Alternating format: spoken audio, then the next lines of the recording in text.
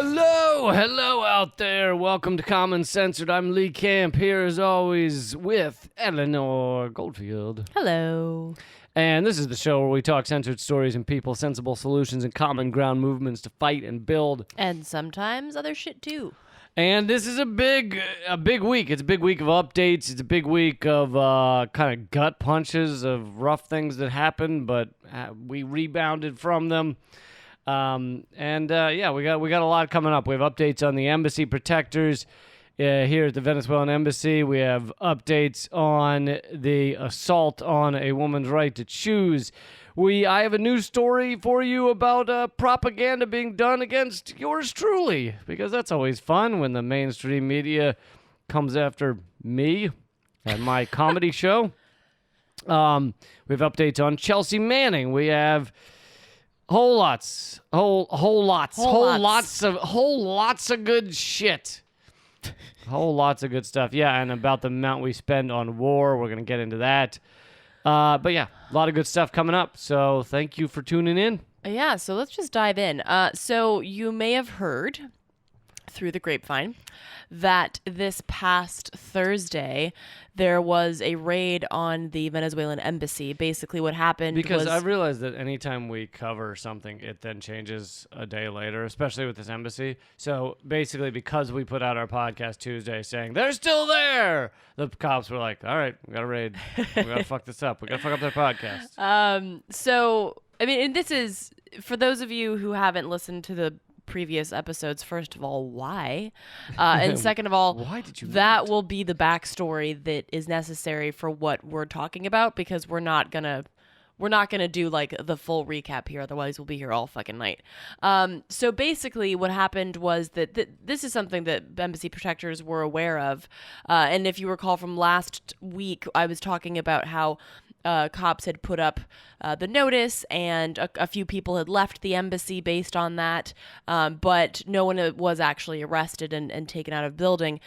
This past Thursday, if you're listening to this Monday, May 20th, that would be this past Thursday, the police went in about 9:30 and arrested the 4 remaining embassy protectors who were inside.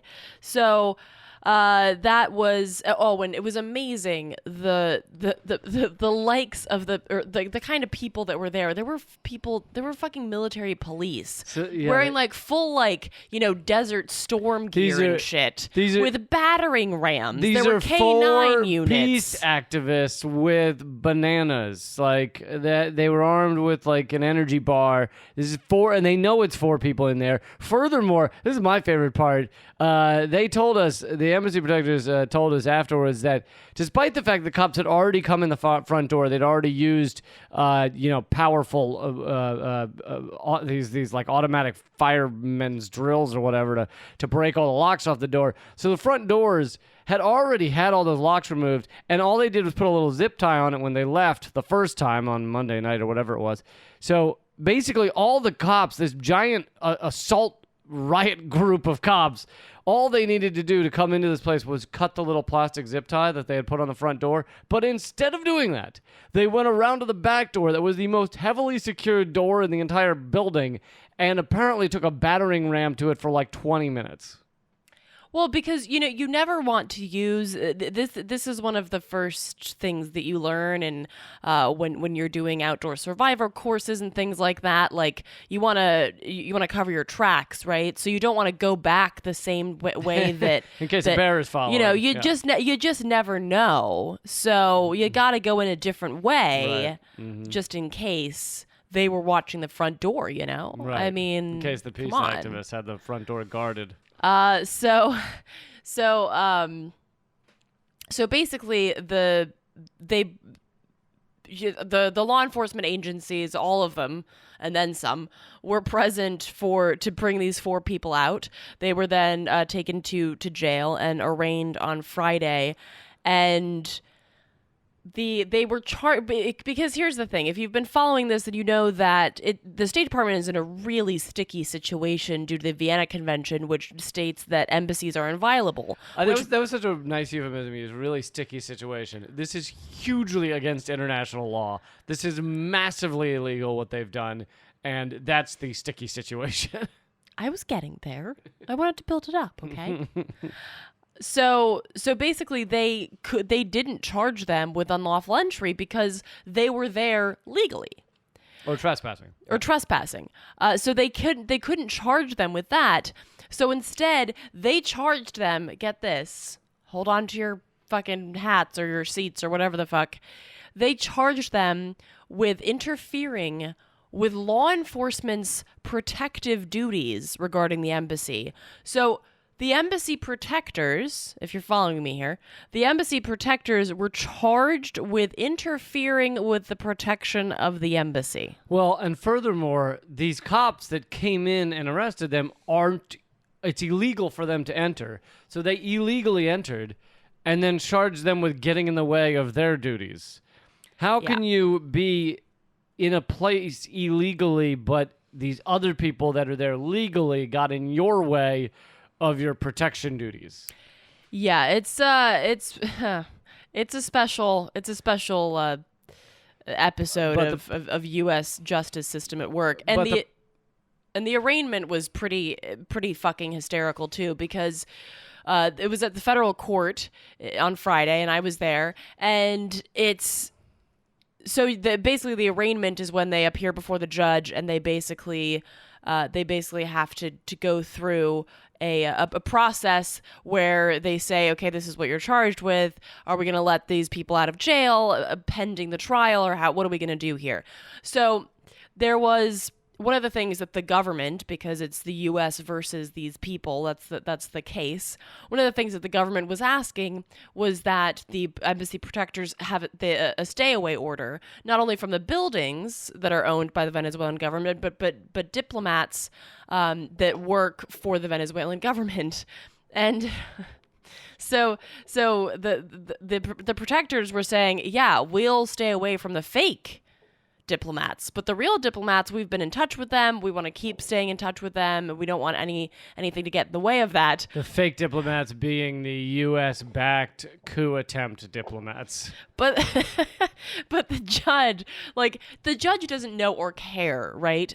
About the situation, the fact that the United States recognizes a totally fake and puppet government, whereas the UN and the majority of the rest of the world, including Venezuelans, recognize Maduro as the legitimate government. So they're up there trying to tell their court-appointed lawyers to tell the judge what the situation is, and it's like a shitty game of telephone, and the judge is up there being like, I don't know what the fuck. He didn't say fuck, obviously, but he's like, I don't understand this. I'm confused. Like, what government is doing what, and who's doing what with the what government? If I was like a good playwright or a screenwriter, I could make this into comedy gold, because it was a fucking mess of a comedy of errors. Because the United States is trying to make it sound illegal.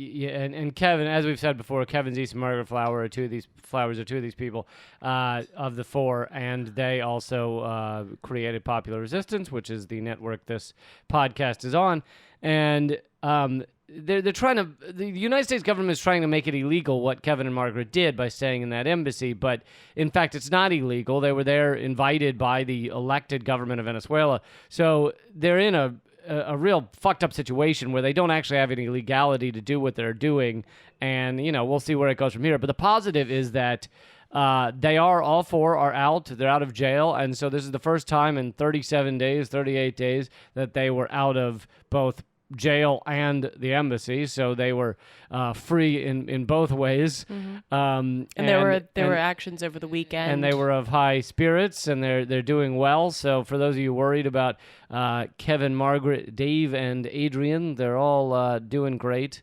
Of course, they don't love that they have more court dates coming up. They're being threatened with this charge that the max is a year in jail and $1,000 fine, but hopefully they won't ever serve that. But Kevin did say, when I spoke to him on Saturday, again, there were actions regarding this, but also the larger U.S. imperialist machine. But when I spoke to Kevin, he said, bring on the trial, because and Kevin is a lawyer as well, so he recognizes how ridiculous this will play in court. Because as you noted, Lee, they're desperate to try and charge them with something. And what they charge them with is a totally bogus, ridiculous charge. But the whole thing is ridiculous because they don't have any This legal... whole system is out of order. Yeah, they don't have any legal precedent to do what the fuck they did. I know, So, but I'm surprised with his confidence in that because I think our criminal justice system is so captured that you can be completely in the right and they'll still. I mean, look at Julian Assange. There can be course. nothing against someone and they'll find a reason to lock you up. John Kiriako's description of him going up against the U.S. Prosecutors for being a whistleblower and how he wasn't allowed, the judge wouldn't allow him to bring any of his evidence into the trial. I mean, it's so fucking ridiculous. oh yeah. No, I don't think that Kevin is unaware of the absurdities of our justice system, but I think that he welcomes the press that would be a part of this trial. Yeah. The idea that media would be talking about. So the U.S. government is charging the protectors with interfering with the protection of the embassy. Like, he welcomes that sort of Right. scrutiny and that many eyes on the issue. And so, speaking of press, that is something that another thing that this has achieved is. Granted, most of the mainstream media has completely stayed away from this, and except for one or two hit pieces done on the embassy protectors. There was a Washington Post article trashing Code Pink and things like that. But there's basically no coverage with the exception of the occasional hit piece. However, when it gets this big, and Jesse Jackson went down there the day before it was raided and brought food in, and it starts getting some mainstream coverage, and Democracy Now! Is covering it and stuff like that. And so I'm wondering whether this can be parlayed or fostered, or this could be the little kindling beneath a larger anti-war movement that we can continue to build. And the rallies, we went to the one on Saturday. And you spoke. Was inspiring, yeah, and I spoke outside the embassy, and it was inspiring. It wasn't like millions of people, but we are at war in so many places around the world. It seems like now's the time. Well, and there was also there were a lot of messages of solidarity from people around the world actually that have been coming in. I've been checking out the Embassy Protection Collective Facebook page, and I'm on a few threads with folks in the collective, and they keep sharing messages from obviously from South America, but also from places in Africa, in Europe. I mean, people around the world are not only hearing about this, but also using this as a moment to say, hey, we're with you. Yeah. That we all across the globe want to be part of a shared anti-war movement that isn't just about one country. It's about a global war machine that is very much on the shoulders of the United States. I don't want to diminish that, but that we have this shared solidarity across borders. So Yeah. So we'll actually, speaking of militarism, we're going to a little bit later get into the crazy amounts we spend on war and military and what that means for Americans here at home. But I want to move on to something that happened in the past couple of days, and I'm not going to get too deep into it because it's quite likely I'll use this as the opening segment for Redacted Tonight or something in Redacted Tonight. So I don't want to overdo this, but I've been I've been the victim of kind of a propagandistic hit piece. It wasn't really, this time it wasn't out to get me, it was out to get Tulsi Gabbard, but I was me and Redacted Tonight are kind of collateral damage in trying to attack Tulsi Gabbard. Basically, this neocon shit rag called Daily Beast, if you've ever read it or used it to wipe your backside, then you know of it. Anyway, I was contacted like a week ago or something by a writer at Daily Beast who said, we're doing a piece on people who have donated to Tulsi Gabbard's campaign. And there's a public disclosure of a donor who put their employer as Redacted Tonight, and their name is Goofy Grapes. And after doing a little bit of research, my team at Redacted Tonight is not humongous, so it didn't take that long. I found that, and I have no evidence of certainty, but I found that the only person that this could have been, if it was an actual Redacted Tonight employee, which there's no proof it was, because just putting your employer as Redacted Tonight doesn't mean that that's true. It could just be someone fucking around, as they put their name as Goofy Grapes. So I found out the only person it could have been, if it is or was an employee of Redacted Tonight, is someone who's not currently an active employee of Redacted Tonight. And so I responded with a public comment. I said this is on the record comment. The exact wording was, the person who may have done this donation is no longer an active member of Redacted Tonight, and its company policy is not donate to political campaigns. Now, they then took that. I gave them 2 sentences. They then took that, and that wasn't good enough for them. Because basically what I found out once the piece came out was that it is the weakest, most pathetic article I've ever seen. It's basically trying to say that Tulsi Gabbard is the favorite of Putin apologists. Everyone who loves Putin is donating to Tulsi Gabbard.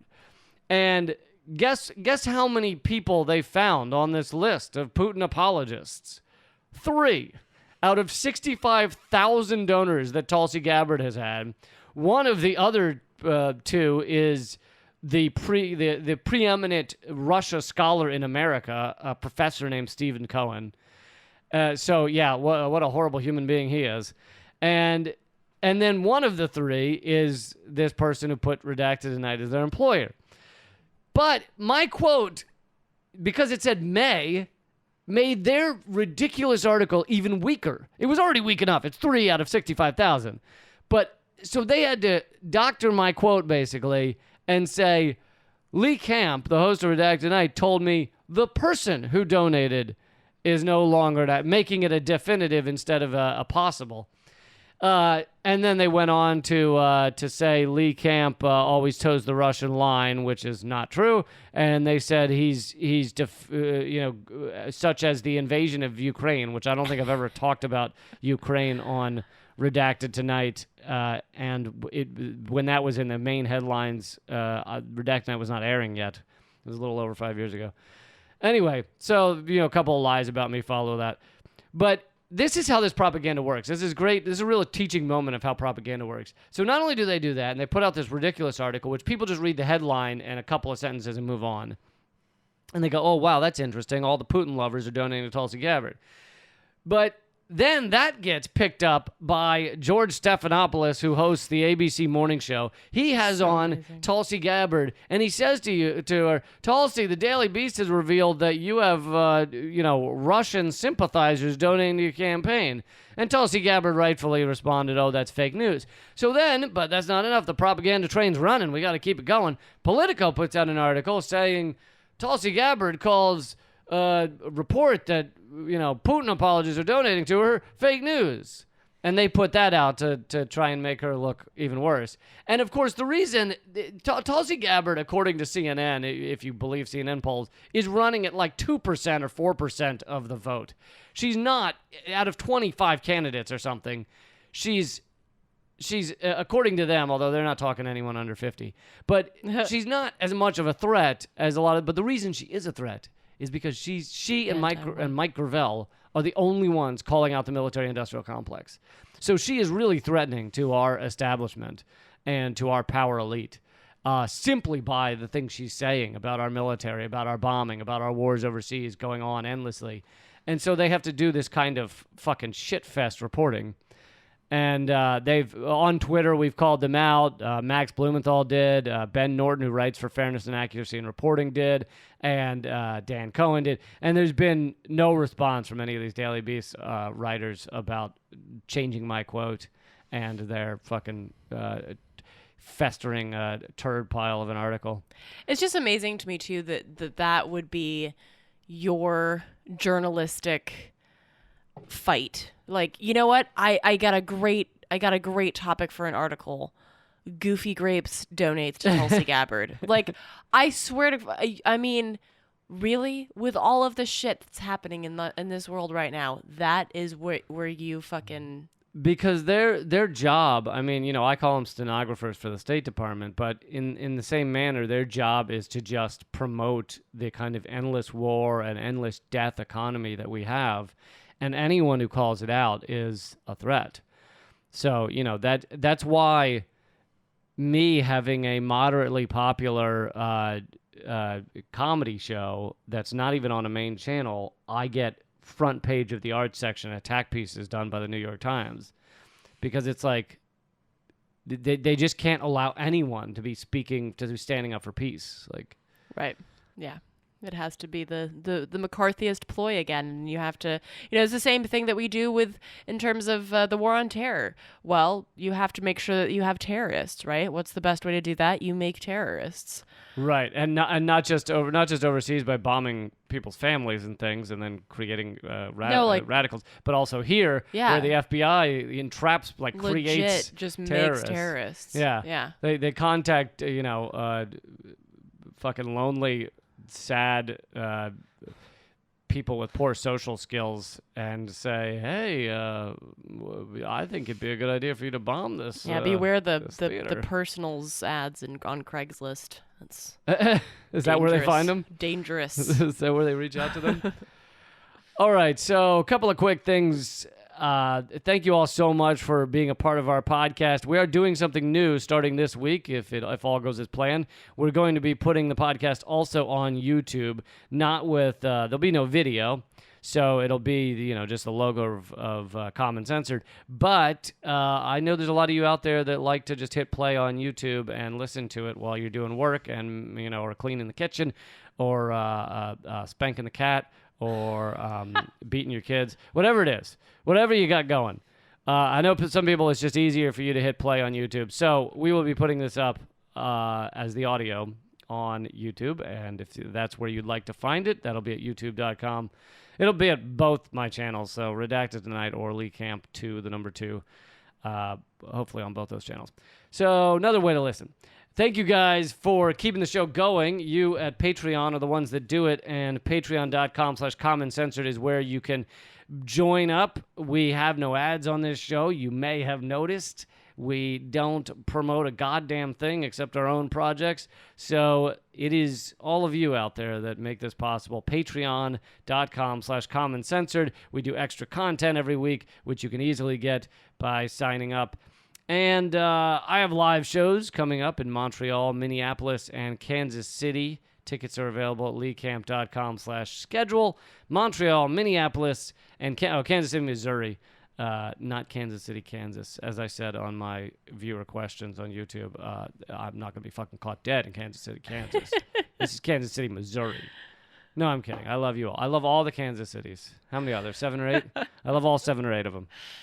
We want your comments. We want your topic ideas. We often use topic ideas from the emails we get. So email commoncensored@protonmail.com. To do that, you can get all of Eleanor's videos and her latest interviews and everything else at artkillingapathy.com.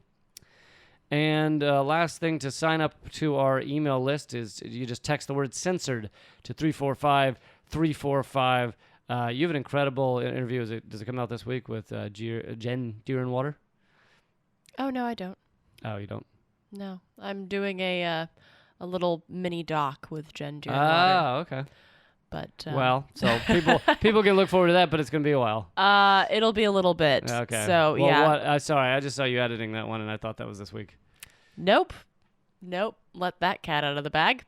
Thank you. It is, all right, you can go cut this out. Make sure I'm not going to. Make sure no one gets excited. I'm too fucking tired. Well, no, because I don't want to talk about that one being released yet, because there's some legal questions as to whether it can be and whether, yeah. So I was trying not to talk about it. All right. Well, we'll either cut this out or we'll leave this awkward moment in. What interview do you have coming up? We're just going to leave it in because, again, I'm too tired to edit it out. What interview do you have coming up this week? All right. Moving on. Chelsea Manning. No, don't have that interview, unfortunately. No. Moving on, we're going to talk about Chelsea Manning. Should I come back to you? You raise your hand when you're ready to answer the teacher's questions. And she's just glaring at me, folks. We wanted to give a quick Chelsea Manning update. Chelsea Manning is back in prison, believe it or not. This is fucking incredible. This is the third. She's a 3-time political prisoner now. And they've made it even worse. You want to talk about how they've made it even worse this time? Credder is the interview that I have this week, by the way. Okay. Yeah, sorry. It's been a long week. I'm going in and out of consciousness, I feel like. So Credder is a site that will be starting soon. It's still in beta, but it will be going live at the end of this month, and it's basically to promote media literacy. So I spoke with one of the co-founders of that website. It's basically like Rotten Tomatoes, but for news. So yeah, that's the interview that I have coming this week, and yes, but Chelsea Manning. So interestingly enough, May 17th was the 2-year anniversary of Chelsea Manning's freedom after Obama commuted his sentence. And on May 16th, she was sent back to jail for continuing to refuse to speak to a grand jury. And the update now is that because she has maintained that the questions that they're going to ask are questions that she already answered. She has no more new information. And again, basically, this is all because they're trying to get more information out of her regarding Assange, because they want to try and dig a grave for Assange, and they want Chelsea Manning to help dig it. And she's like, "Fuck you! No, I already talked to you." And they want a reason to extradite him back here. And she is rightfully so, saying that I have no new information. I'm not sure where the fuck you think I'd get that new information. And I'm not going to help you dig a grave for this guy. So she is, and she also said, which, I mean, she's so incredibly strong, it's ridiculous, but she said, I've already been to jail, I've already been in prison. You can't threaten me with anything. So she's back in jail. But on top of that, this is our justice system. On top of that, they are going to fine her $500 a day for every day past 30 days that she remains in jail, and past 60 days it'll be $1,000 a day, simply because she's refusing to cooperate with the grand jury. So fucking ridiculous. Yes, it is. I mean, it's so disgusting, and luckily there are, the reason she got commuted in the first place was because there are a lot of activists out there that are standing up for her, standing up for the fact that all she did was reveal to us the war crimes that are being done in our name. And yeah, really impressively brave person. I saw an interview with her, and I'm always amazed, considering the amount of anger I have when I talk about these issues. I'm always amazed that anyone who's been locked up by the state for something fucking ridiculous, or they've been persecuted by the state, I'm always amazed they're not just furious and flipping over tables. I mean, the fact she wasn't sitting on that CNN interview just knocking mugs onto the ground and ripping things out of the floorboards, it's amazing. She's just like, yeah, well, I have nothing more to say to the grand jury, and I've already given dozens of hours of testimony, and so there we are. Yeah, no, she seems totally unflappable, as they would say, and incredibly strong. And there are lots of people that are once again fighting to give her to get her out of jail. And you can check out more about that if you just look up Chelsea Manning or Free Chelsea Manning. There are a lot of groups that particularly whistleblower groups that are continuing to work on getting her out of jail. But yeah, that's... Well, we can keep pulling for her and keep supporting her in all the ways we can. I hopefully am going to have an article also out about Julian Assange and WikiLeaks and all they've done for us. That should be on Truth Dig this week, I hope. Great. But give us an example of what they've done for us. Mm-hmm. Well, obviously, there's the leak that Chelsea Manning was responsible for, showing our war crimes. But There, the State Department cables, the DNC emails that revealed how much our election was rigged. The I said one. The Bilderberg Group list. The how about the Scientology Bible? They showed us what kind of fucking nutbag shit they were into. So, oh man, Scientologists are still running around. That's a bummer. That's a bummer. Yes, that. But let's move on to an update. I know we covered it last week, but we have more information on these totally draconian, ridiculous, insane, fucking dystopian abortion bills that are coming down the pike. Yeah, so basically last week we talked about the abortion bill in Georgia, and that is not, unfortunately, Georgia's not alone. Georgia has a lot of company with its absolutely draconian, authoritarian, theocratic bullshit abortion laws. So to give you an example, Alabama passed the most restrictive. Basically, it's a total abortion ban. It's before you even conceive. 3 weeks before you've conceived, before you have sex, you have to abort then. Essentially. So it's it's basically a total abortion ban. And just a quick little aside, the hope for a lot of these bills is that they do make it to the Supreme Court, because a lot of people are saying like, oh, well, what the fuck is the point? They're going to get to the Supreme Court and then they're going to lose. No, the idea is that these bills will get to the Supreme Court and then Roe v. Wade will be overturned. That is the goal here. That's the goal, yeah. They know that they're that restricted, that there will be legal fights. They want to have those legal fights because guess what?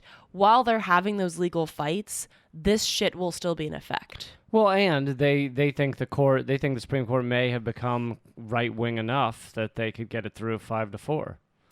Right. And so the Alabama bill makes no exceptions for victims of rape or incest. It criminalizes the procedure, reclassifying as a Class A felony, punishable by up to 99 years in prison for doctors. Yeah, that's totally fucking nuts, too. The idea that if a doctor... I think it was the Alabama one, it made some exceptions for if the life of the mother is in danger or something like that. Or maybe it's the Georgia one. But the doctor would decide that. However, then there's a state doctor that decides whether the doctor got it right. And if they think the doctor got it wrong and said, oh, you're allowed to have this abortion because your life's in danger, then they can put the doctor in prison simply for allowing this abortion to go forward. And I'd just like to take a moment before I mention the other states because it's important to note that the Alabama governor who signed this into law, this most restrictive of all bans, is a woman. And I posted about this on my Facebook page, but it bears repeating because we should always remember that putting women in these positions where they can prove that they are just as twisted and evil and capable of horrors as their male counterparts is no sign of progress. The CEO of Lockheed Martin is a woman. Hillary Clinton is a woman. Sarah Palin is a woman. Right. Like, the fact that these women are in places of power does not mean anything for the progress of women's rights or any gender. It is just as much a backstep into the devolution of humanity as when men do these things. So I think it's very important that we recognize that this is a fight that not only has to do with all genders, but it's a fight that all genders are responsible for in terms of fighting the bills, but also in terms of calling into focus those who sign them. And I know that this will happen, particularly with the next election cycle, because there are women running for office. You are not sexist if you call out a woman on some shit. You are not sexist by saying that Hillary Clinton is a war criminal. That's just a fact. You are not racist if you say that Obama was a terrible president. These are things that we have to step away from and stop. Is it ad hominem attacks? Basically, like you can't use that as a shield, because the woman who signed this fucking bill into law, this abortion bill, she is She is just as evil and twisted and fucked up as those male counterparts that have put these bills forward in other states. And often they're kind of used or pushed forward for that reason. You know, a woman will be a far right woman and will be furthered in, you know, pushed forward in the Republican Party because they can point and say, look, it's a woman, or look, it's a black man. And it's like just proving that you know, a person of color or a woman can be as horrific in their you know, judgment and behavior as a legislator. It doesn't make it any better. Well, and this also goes to the point of the Democrats are better than the Republicans. Also like to point out that in Louisiana, the Democratic governor announced that he was prepared to sign a fetal heartbeat ban in Louisiana. He's a Democrat. Democratic Governor John Bel Edwards, who, by the way, is also like super pro pipeline and super pro oil and gas. So whenever somebody tells you that shit, like, oh, well, but you gotta vote blue no matter who, fuck you and fuck that. That this is absolutely grotesque on both sides of the aisle. Both sides of the aisle are vehemently anti-woman. They are vehemently anti-human rights. So this is not about whether the person's a woman, and it's not about whether the person's a Democrat.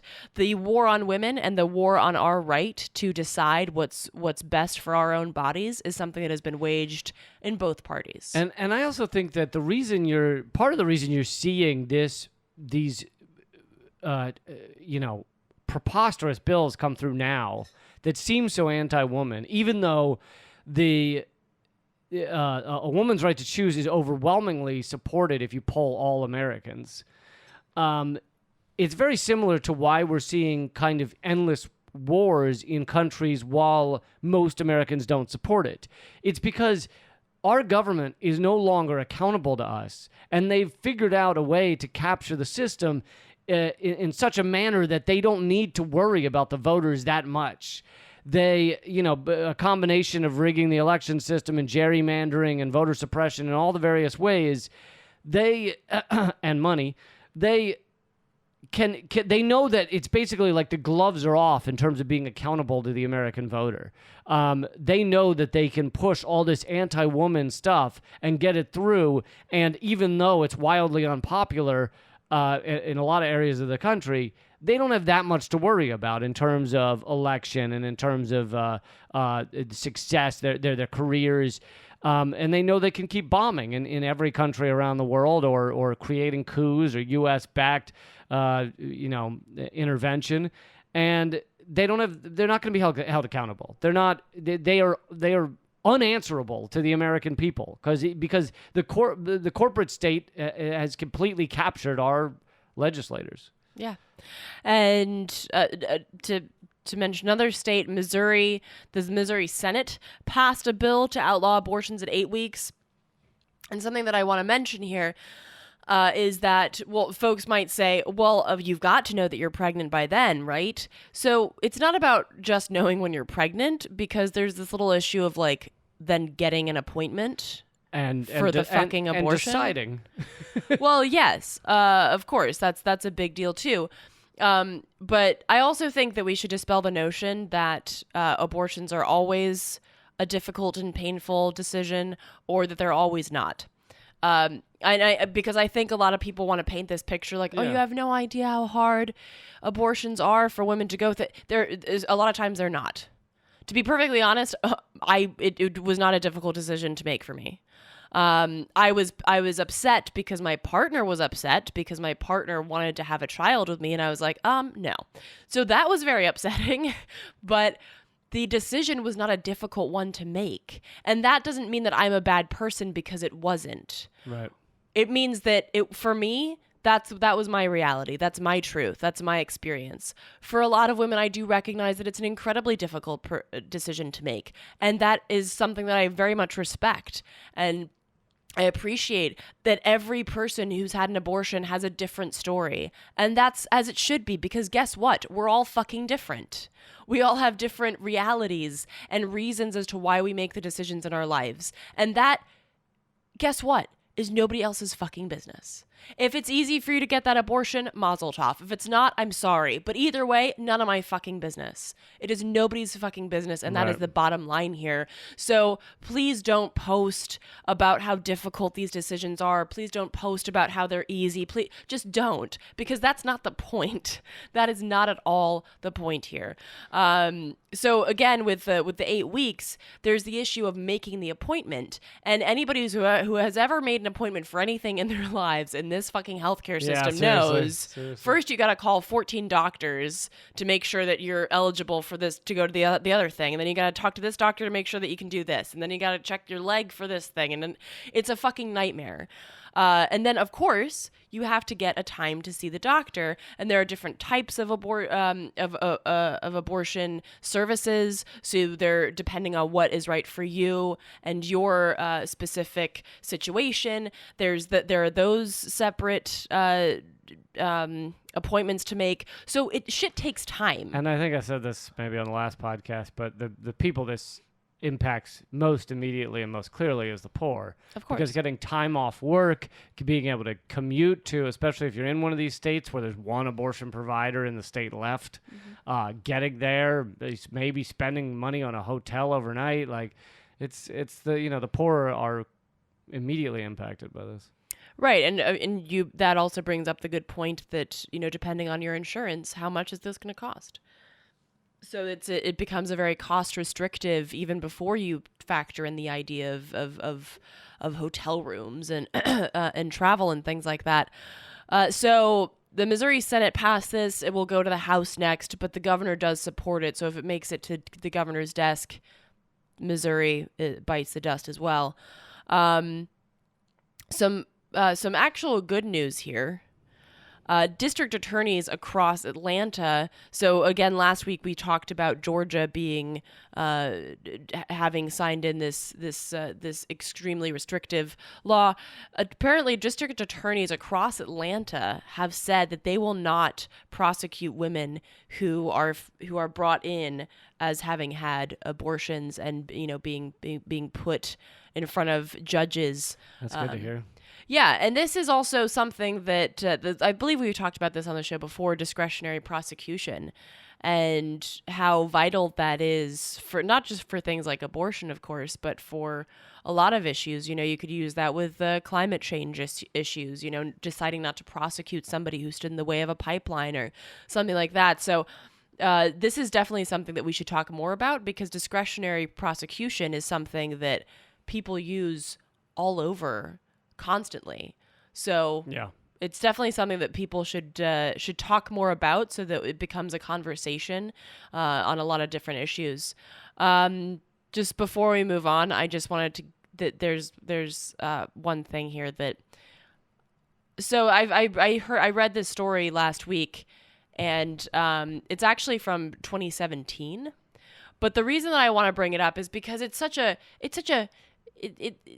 it really shows like the kind of people that are behind these anti-abortion laws. Just like it's like the kind of people that are behind like the anti-LGBTQ laws. A lot of them have gay porn on their fucking computers.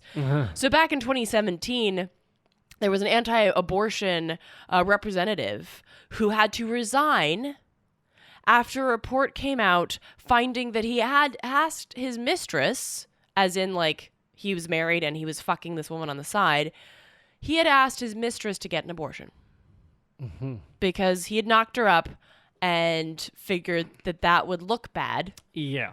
So then he asked her to get an abortion.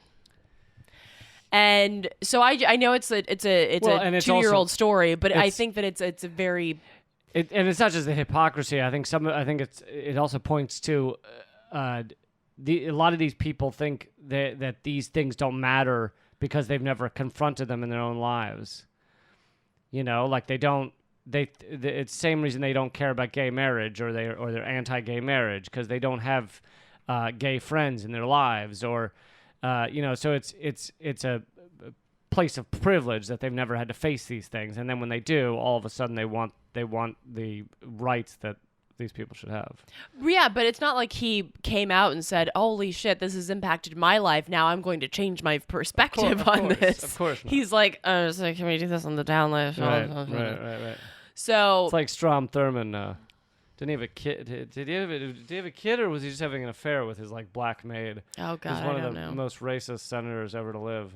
Yeah, good friends with Biden. Anywho, so that's a bit of an update about the abortion laws that are on The assault on women. on deck. The assault on women. I mean, there's so many areas in our country right now where it's time to just fucking stand up and get angry and not do the faux resistance bullshit, but the actual, like, fucking shutting down streets and buildings and saying, I think we saw this recently. I'm mad as hell and I'm not going to take it anymore. Right? Yeah. So, shall I move on to the next one? Yes. And speaking of getting angry and shutting it down, I know I talked earlier about maybe a new anti-war movement using the Embassy Protection Collective as a little fire point, a spark to start a large-scale anti-war movement. There's new numbers showing we spend $32 million an hour on war and military, on a death economy, an economy based around death and killing. And this is at the same time as so many Americans are suffering due to, just poverty, a lack of work, a lack of the ability to take care of themselves and their family. And meanwhile, the amount of money we are dumping into war is just utterly insane. You all have heard me talk about the $21 trillion of unaccounted for adjustments at the Pentagon. The Pentagon is a massive machine that just chews up trillions of dollars. And meanwhile, the poverty in the U.S. is getting extreme. Do you have some of that? Yeah, and I just want to, just real quick, so the $32 million an hour is actually from a report from last year in March of 2018. So it's actually... Well, because that's the latest you'd have the numbers, I think. Right. So it's actually more at this point, probably. But that's I mean, still, like, it's like the 21 trillion where I don't even know... I don't know what the fuck 32 million an hour. Like my brain can't. Even if I weren't tired, my brain can't like wrap around what the fuck that means. Because 32, I don't even know how you'd spend $32 million like in 10 years. Like that's just insane to me. But yes, so with regards to poverty, like basically where that money, and not to say like where could that money have gone, because I think that as we continue to talk about how the money system works in this country, I think it's important to recognize that we do just print more money. We basically make money up out of nowhere, just ones and zeros on a computer screen. But to know, to know that we're spending millions of dollars an hour on war, while at the same time the reality of poverty in this country is that juxtaposition is so incredibly powerful and so important to understand. So I'm taking some of this information from the 2017, at the end of 2017, the UN released a report, the UN's Special Rapporteur on extreme poverty and human rights in the U.S. and their findings. So, for instance, U.S. infant mortality rates in 2013 were the highest in the developed world. And actually, this even more recently than this UN report, we have the highest rate of maternal mortality in the developed world as well. And of course, that is more specifically targeted towards Black women. They have the highest maternal mortality rates in the United States. Americans lead shorter and sicker lives because of the health gap. U.S. inequality levels are far higher than those in European countries. Tropical diseases and diseases in general are increasingly common in the U.S., again, because of our lack of access to health care. An estimated 12 million Americans live with neglected parasitic infection. Jesus. Huh? Is that like, does Donald Trump count? Oops, sorry. Is that Well, that's yes, it does. But Yeah, that's yes. not Yes, it just does. 12 million Americans. I think all 300 some odd million Americans have Suffer that. from Donald Trump Yeah. parasitic syndrome. In terms of access to water and sanitation, the U.S. ranks 36th in the world. Well, that's amazing because of the quote unquote industrialized countries, how many is that? I mean, how many are there really? I think it's only 80 or something. So it's like we're in the middle of like fully industrialized countries in terms of water. Yeah, and the same thing with health. We rank low in terms of health care. We rank low in terms of education. We actually don't rank that high in terms of press freedom either. We are the American exceptionalism. The only thing we excel at is war and sucking at everything else. Yeah. Youth poverty. Number of prisoners, prison state. That's number, true. Number one in That's that. actually true. Yep. The youth poverty rate in the U.S. is the highest across the OECD, which that's what does that stand for? The organization. Hold on. For erectile. The Organization for Economic Cooperation and Development. I was so close. It's a intergovernmental economic collective. I don't want to use the word collective. Collective is too nice. Conglomerate of 37 countries that are supposed to be.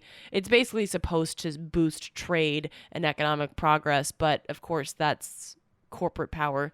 So across those 37 member countries, the youth poverty rate in the U.S. is the highest. About a quarter of youth in the United States live in poverty, compared to less than 14% across the other 37 member nations. But so, yeah, when you think about each of the things you're listing, now I think I highly recommend that when people think about these things, remember $32 million an hour on war and military, $1 trillion a year between the stated public budget and the black budget is basically $1 trillion a year on military, and that's not including whatever fraud is going on in the 21 trillion of unaccounted for adjustments over the past 20 years. So it doesn't need to be this way. It is. The system is completely upside down and backwards. It's not accountable to the American people any longer. And we have an economy based on whether, how many places can we bomb and kill and send jets to. And that is the only way that our economy is propped up. Meanwhile, we can't even fix our infrastructure, fix our bridges. We can't change our pipes so they're not giving lead to kids. It's a completely upside down system. Well, and if you just look at, and this is something that I know that you wanted to discuss anyway, but if you look at quote unquote poverty levels in the U.S., right?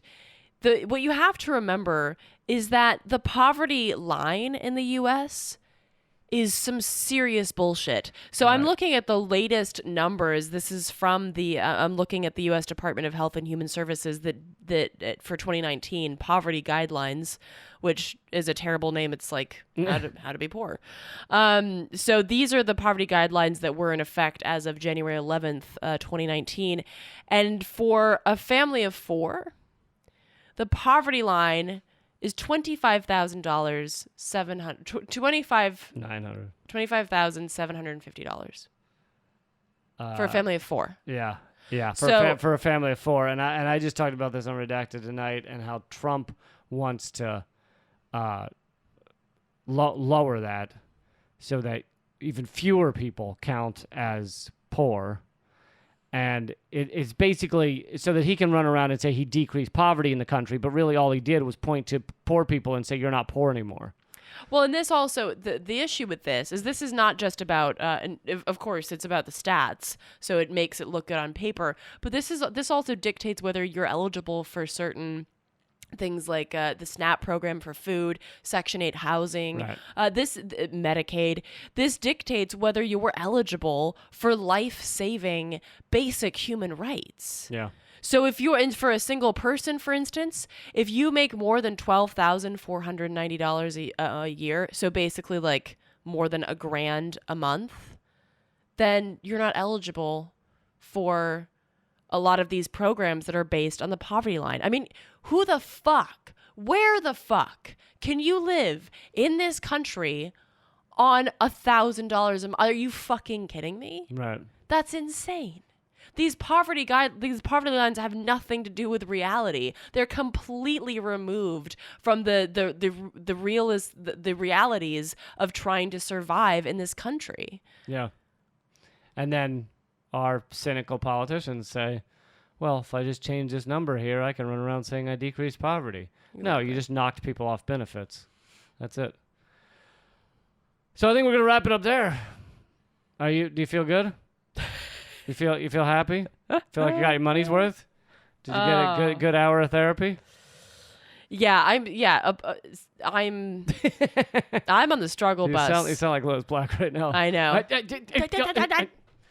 I feel like Lewis Black. We're going to head over and do a little extra content at patreon.com/commoncensored. Thank you all for joining us. Like I said, we're going to be putting this up on YouTube as well. Well, the audio will be up on YouTube. That's at youtube.com/redactedtonight or youtube.com/leecamp and the number 2. And, but yeah, the extra content is patreon.com/commoncensored. Am I forgetting anything? You can see my stuff, my work at artkillingapathy.com. I'm on Twitter at activisteleanor, and you're at Lee Camp. That is correct. And until next week, act out. Keep fighting.